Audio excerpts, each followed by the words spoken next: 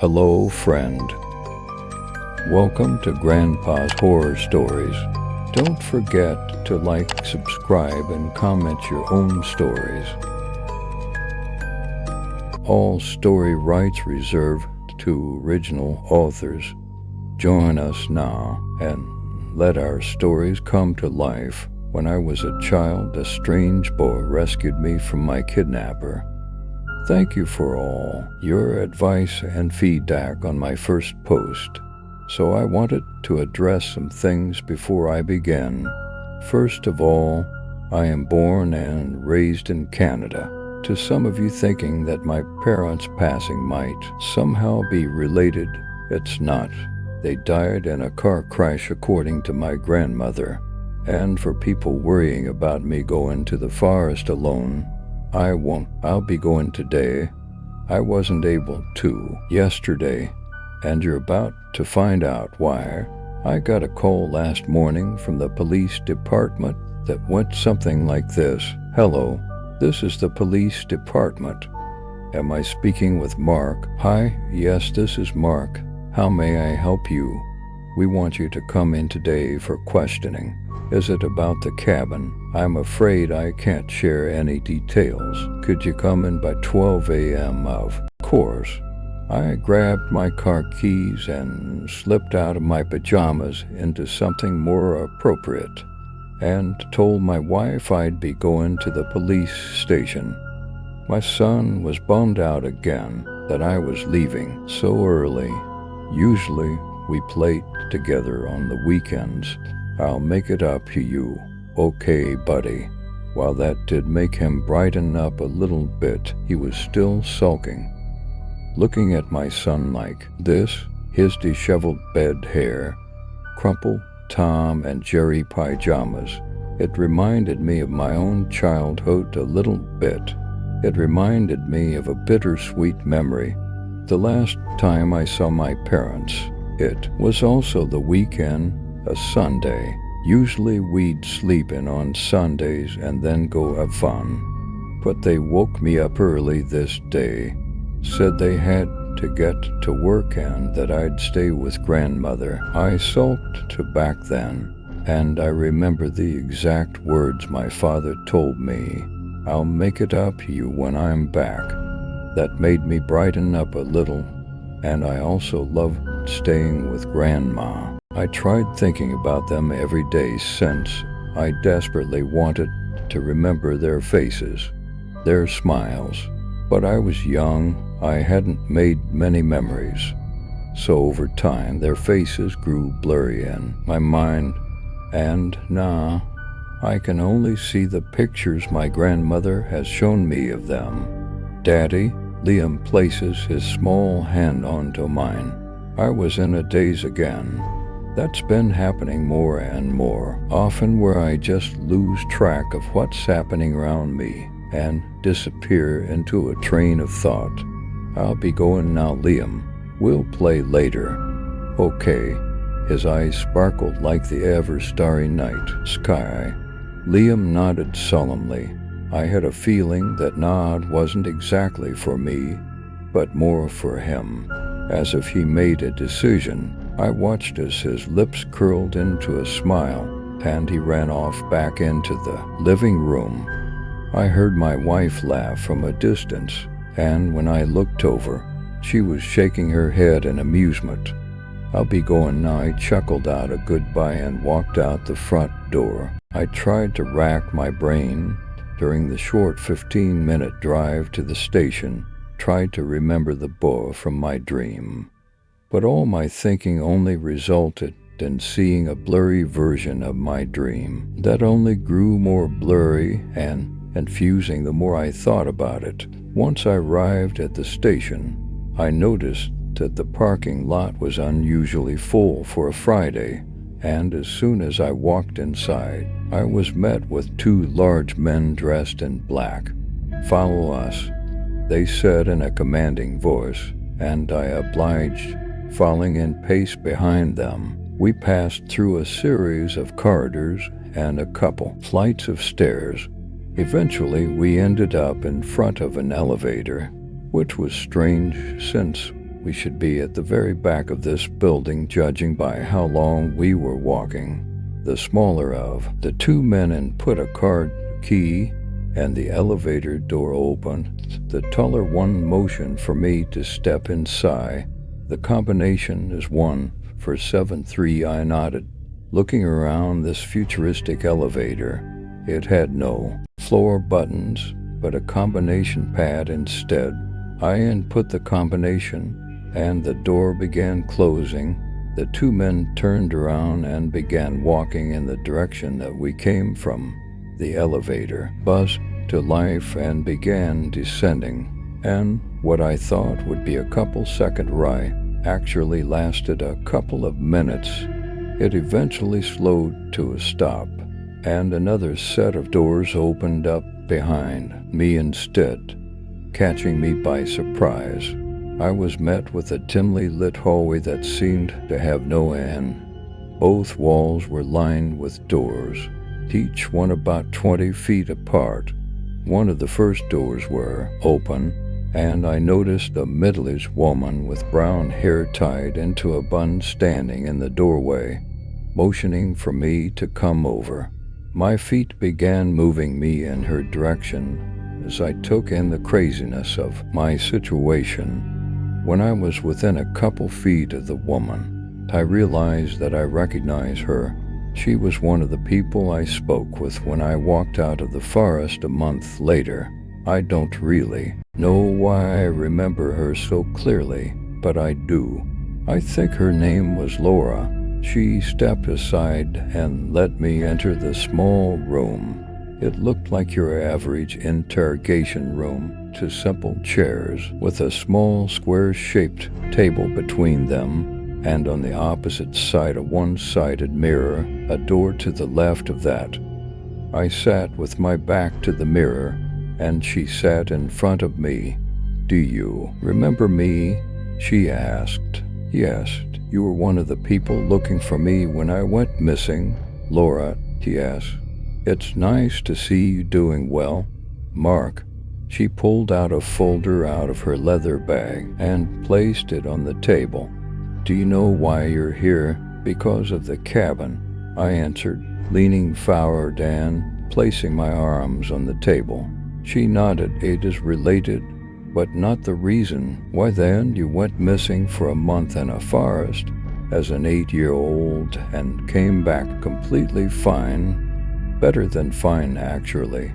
She began going through her folder. "The forest is around 709 square miles.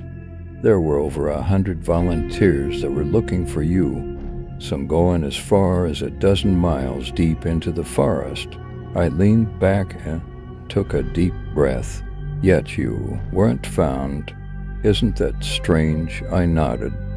"Then, a month later, you just walk out of the forest, looking perfectly fine, as if nothing happened, with no memory of the past month." She pulled out a picture from the folder and slid it to me across the metallic surface of the table. "We searched this cabin a dozen times, the basement too. There was no sign that you had been there." My eyes grew wide. I recalled something about that cabin yesterday. Laura stopped going through the folder and looked me in the eyes, urging me to go on. When I was taken, Laura interrupted me. "This is going to sound crazy, but I didn't wander off into the forest. Someone or something that looked like my grandmother took me to that basement." She began writing something down. "I remember being fed some sort of soup, and then promptly passing out. When I woke up, I was tied to some table, naked and cold. I swallowed my saliva. I remember having this stinging feeling on my chest. I don't know how long I was there, but at some point I heard voices. People calling my name. They were in the cabin. I tried to scream and shout, but nothing came out." She stopped writing and looked back up at me again. "Can you remove your shirt?" That request caught me by surprise. I stood up and pulled my shirt off. Laura stood up and walked over to me. There doesn't appear to be any scarring. Can you point to where the stinging pain was at? I moved my palm and placed it on the left side of my chest, near my heart. Somewhere around here. She examined the area some more and sighed in disappointment. You can dress again. She walked back to her folder and sat down, beginning to write again. I put on my white shirt and sat back down too. What did you see in the cabin yesterday? She leaned back, holding a pen between her fingers, her legs crossed. Shelves full of glass jars with various human remains in them.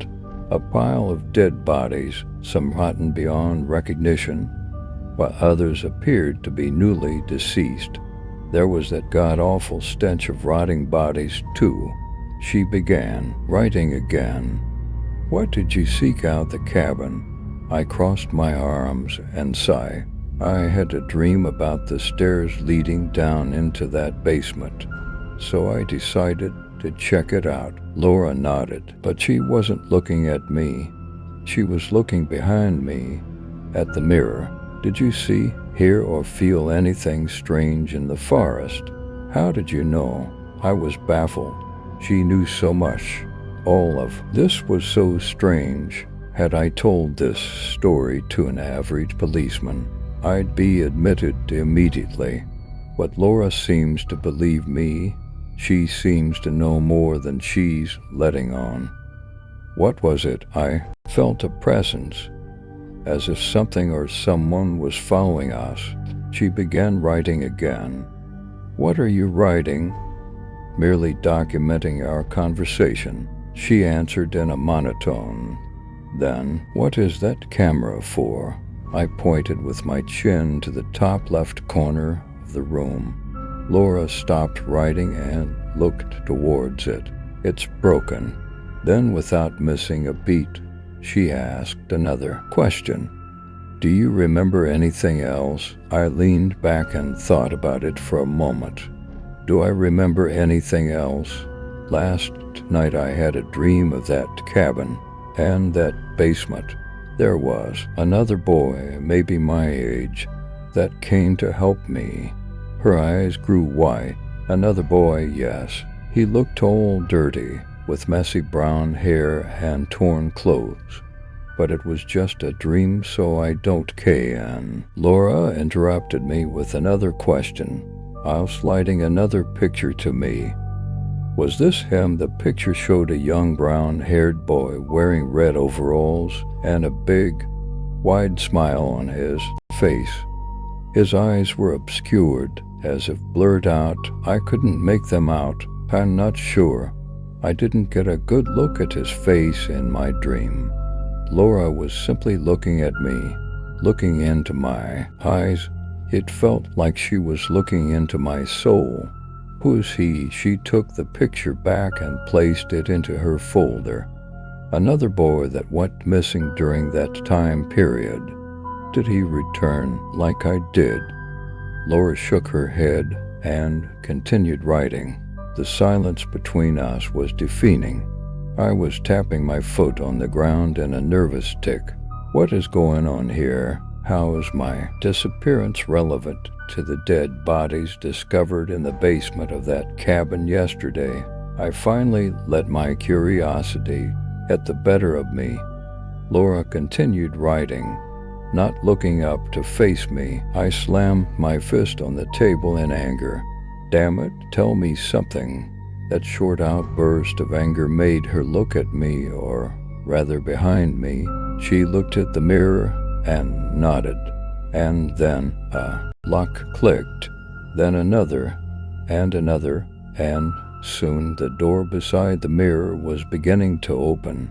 A man a little taller than me, wearing a black suit and a black top hat with a wooden cane in hand, stepped out. But what caught my attention the most wasn't his attire, it was his eyes. They were a captivating red color. He wore a smirk on his face. Nice to meet you, Mark. My name is Lucifer. Had I not known better, I would have assumed that he's the devil himself. Before I could get another word in, he spoke again. The bodies and body parts you speak of, they're all gone. By the time a team of investigators got to the cabin, the remains of it had collapsed into the basement, and the only thing that remained inside from what you have described was the stench of dead bodies. I swallowed my saliva. You mean someone covered it up? We do not know what happened. The only piece of evidence we have is the collective report your grandmother and the two officers have provided. Laura answered. Where are those officers now? Lucifer spoke up and asked Laura. They were questioned today, and both have asked to stay home this weekend. Send someone to check on them, Lucifer commanded. My eyes were fixated on his.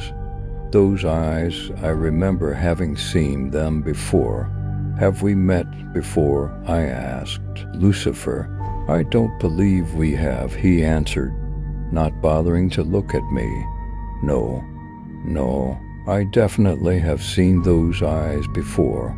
My memory started playing out in my head. The basement, me, being tied up, scared of the heavy footsteps sounding above, and then that disheveled boy, his wide smile, his red eyes. I remember how he climbed down and undid my chains. He handed me my clothes, which were laying on the ground, and I dressed myself up. The boy took hold of my hand, and we ran. We ran out of the cabin and into the woods. I remember it was dark. I tripped over and fell, getting a deep bruise on my cheek. Come on, it's following us, the boy yelled at me as he held out a hand to pick me up. I heard an inhumane scream, or maybe a howl sound behind us. We stopped running and hid in some bushes. I remember feeling an intense pain in my chest. I felt like I was dying. The boy held my mouth shut so I wouldn't scream in pain. I looked down to see my clothes stained red. Everything was red, and it was still flowing. You're free to go, Mark. I felt a hand on my shoulder. Laura was dismissing me. What was that?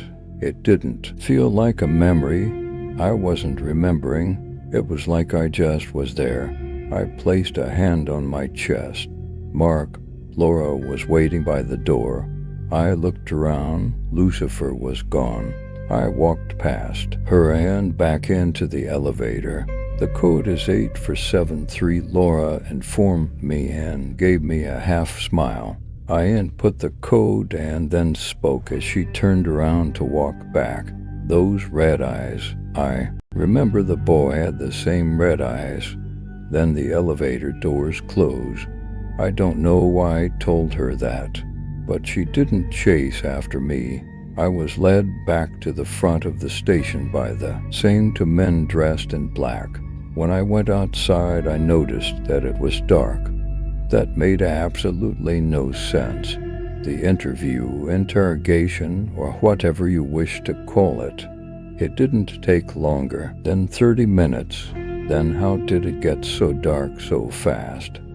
How long was I down there? I asked one of the black men waiting for me to leave the station. They both looked at each other with wary eyes. 9 hours. What? I whispered under my breath, in disbelief. How did I lose 8.5 hours of my time? This was too much. I took a deep breath and walked to my car. I still needed to go buy my son something to make it up to him. I barely got to the store in time and had a couple of minutes to run through. I decided on a cheap Lego set. He loves Legos. When I got home, my son was already asleep, and my wife was watching something in the living room. Where have you been? She asked me in an angry, hushed whisper.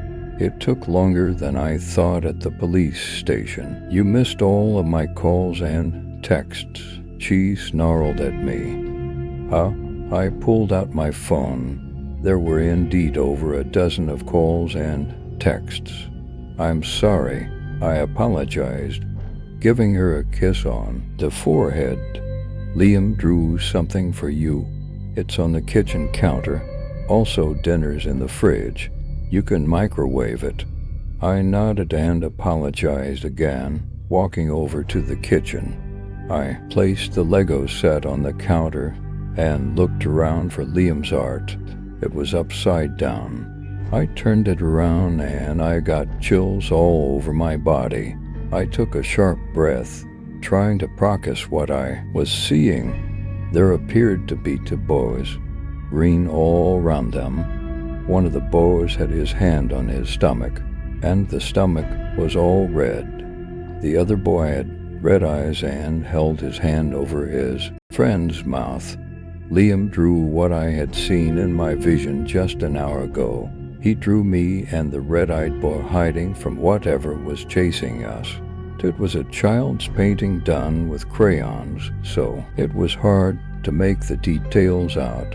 But having seen this scenario just a little bit ago, it all made sense in my head. I shuddered in fear of what this could mean. Is Liam in danger? Are we all in danger? What the fuck is going on? I couldn't sleep last night, thinking about everything that had happened the day prior. Nothing made sense. How could I have bled so much when we ran away, but have no scars now? Why did Liam draw that picture? Where had he seen it? Who is Lucifer? Why does the boy that saved me have his eyes? I'll be going to wake up Liam as soon as I finish writing this post. I need some answers, and his painting might be the key to everything.